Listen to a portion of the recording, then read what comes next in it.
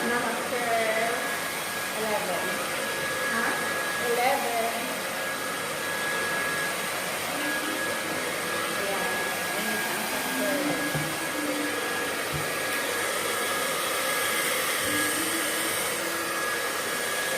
Hindi na ito inaayos sa system kasi nagmamadali na ito siya, guys. Ayan. Yung sundo niya, parating na. Parating na yung aking limousine. May date tayo ngayon. Ayan. Kailangan maganda. At syempre, birthday ko. Kaya kailangan. Treat ang sarili. Buti na lang may hairstylist ako. For free. Utang muna. Libre ito, libre. Ah, libre pala. Sa birthday ko na. Sa birthday niya, guys. Yung nagawa ko sa Blu-ray. Napakalaki. Oo. Ang haba, no? Ang inisip lang siya para pag isunod. Wavey lang ito. Parang pa ba? Parang pa na wavey.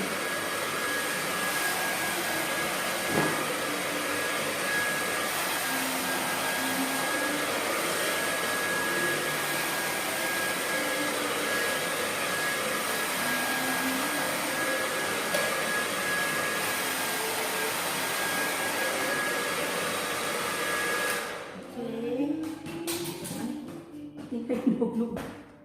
Oh. Balikin natin. Sige.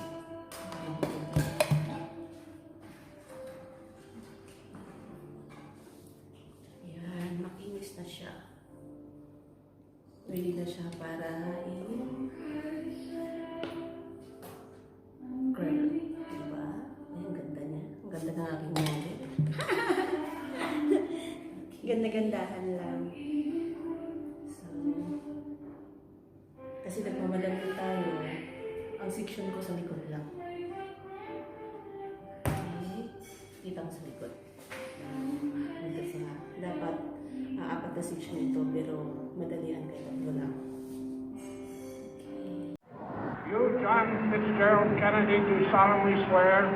I, John Fitzgerald Kennedy, do solemnly swear that you will faithfully execute the office of President of the United States. that I will faithfully execute the office of President of the United States And will, to the best of your ability, and will, to the best of my ability, preserve, protect, and defend the Constitution of the United States. preserve, protect, and defend the Constitution of the United States. So help you God.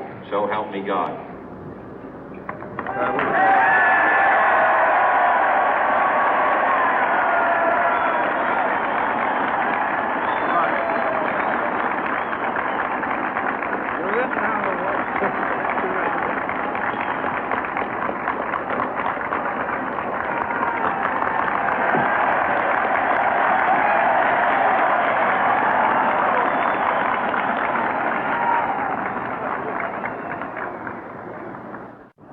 Vice President Johnson, Mr. Speaker, Mr. Chief Justice, President Eisenhower, Vice President Nixon, President Truman, Reverend clergy, fellow citizens. We observe today not a victory of party, but a celebration of freedom, symbolizing an end as well as a beginning, signifying renewal as well as change. For I have sworn before you and Almighty God the same solemn oath our forebears prescribed nearly a century and 3/4 ago.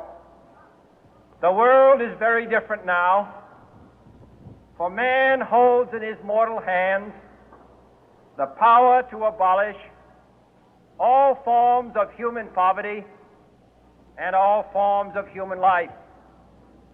And yet the same revolutionary beliefs for which our forebears fought are still at issue around the globe. The belief that the rights of man come not from the generosity of the state, but from the hand of God. We dare not forget today that we are the heirs of that first revolution. Let the word go forth from this time and place to friend and foe alike that the torch has been passed to a new generation of Americans born in this century, tempered by war, disciplined by a hard and bitter peace, proud of our ancient heritage, and unwilling to witness or permit the slow undoing of those human rights to which this nation has always been committed and to which we are committed today at home and around the world.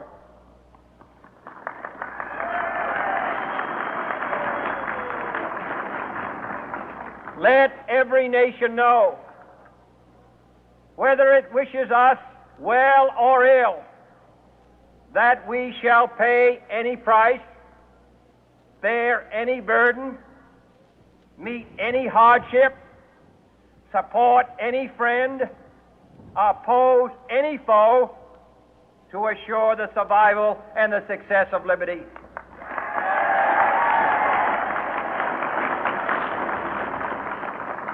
This much we pledge and more. To those old allies whose cultural and spiritual origins we share, we pledge the loyalty of faithful friends. United, there is little we cannot do in a host of cooperative ventures.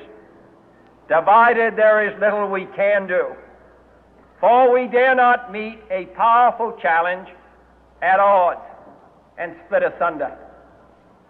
To those new states whom we welcome to the ranks of the free, we pledge our word that one form of colonial control shall not have passed away merely to be replaced by a far more iron tyranny.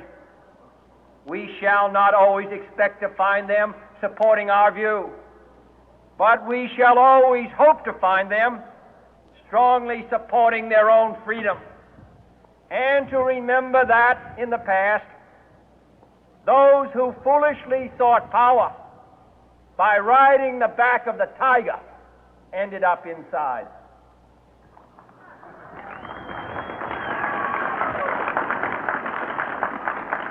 To those people in the huts and villages of half the globe struggling to break the bonds of mass misery, we pledge our best efforts to help them help themselves for whatever period is required, not because the communists may be doing it, not because we seek their votes, but because it is right. If a free society cannot help the many who are poor, it cannot save the few who are rich.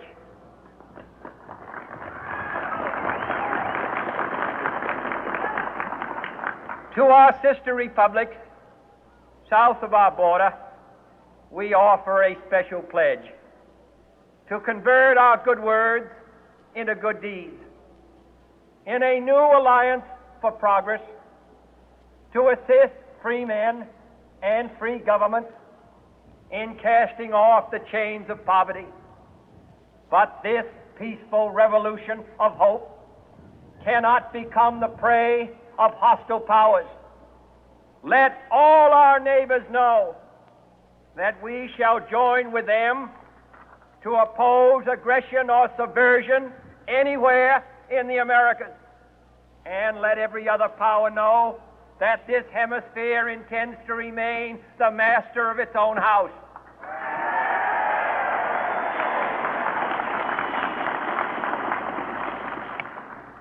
To that World Assembly of Sovereign States, the United Nations, our last best hope, in an age where the instruments of war have far outpaced the instruments of peace, we renew our pledge of support to prevent it from becoming merely a forum for invective, to strengthen its shield of the new and the weak, and to enlarge the area in which its writ may run. Finally, to those nations who would make themselves our adversary, we offer not a pledge, but a request that both sides begin anew the quest for peace.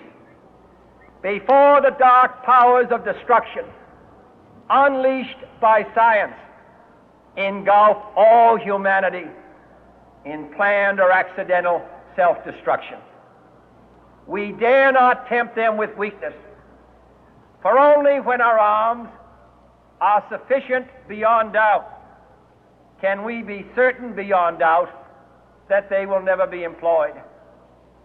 But neither can two great and powerful groups of nations take comfort from our present course, both sides overburdened by the cost of modern weapons, both rightly alarmed by the steady spread of the deadly atom, yet both racing to alter that uncertain balance of terror that stays the hand of mankind's final war. So let us begin anew, remembering on both sides that civility is not a sign of weakness, and sincerity is always subject to proof. Let us never negotiate out of fear, but let us never fear to negotiate.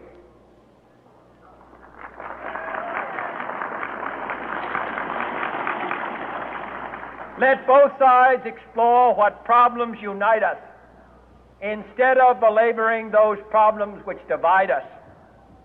Let both sides, for the first time, formulate serious and precise proposals for the inspection and control of arms, and bring the absolute power to destroy other nations under the absolute control of all nations.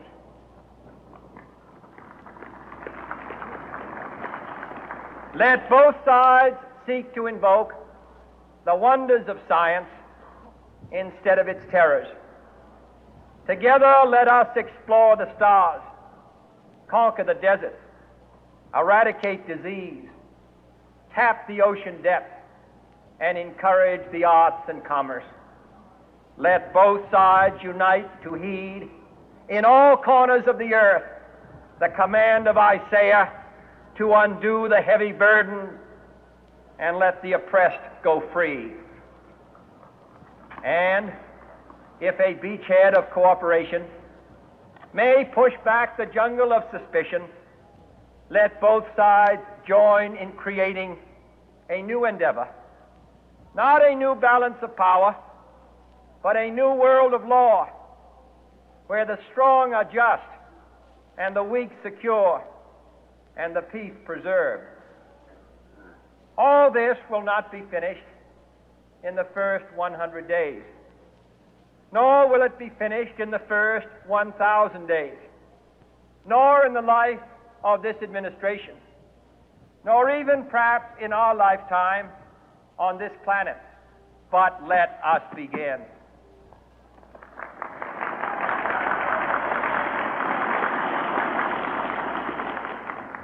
In your hands, my fellow citizens, more than mine, will rest the final success or failure of our course.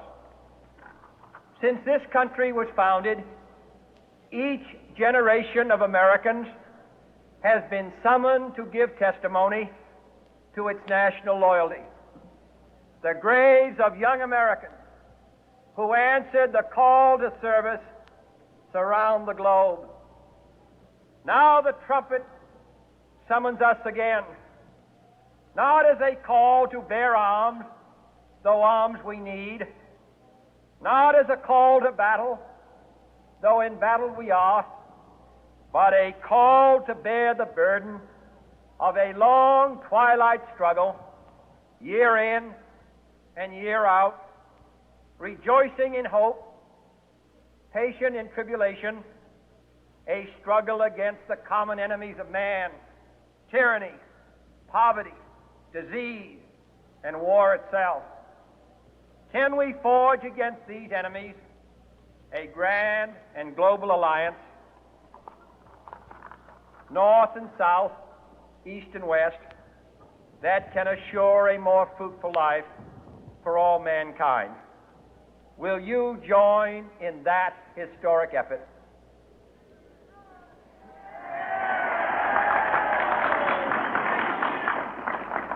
In the long history of the world, only a few generations have been granted the role of defending freedom in its hour of maximum danger. I do not shrink from this responsibility. I welcome it.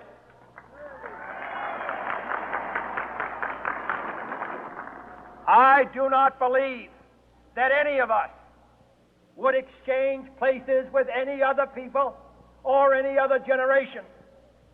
The energy, the faith, the devotion which we bring to this endeavor will light our country and all who serve it.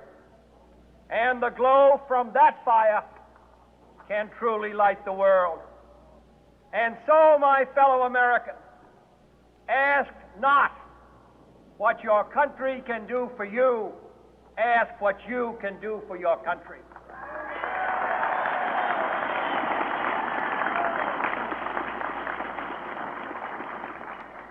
My fellow citizens of the world, ask not what America will do for you, but what together we can do for the freedom of man.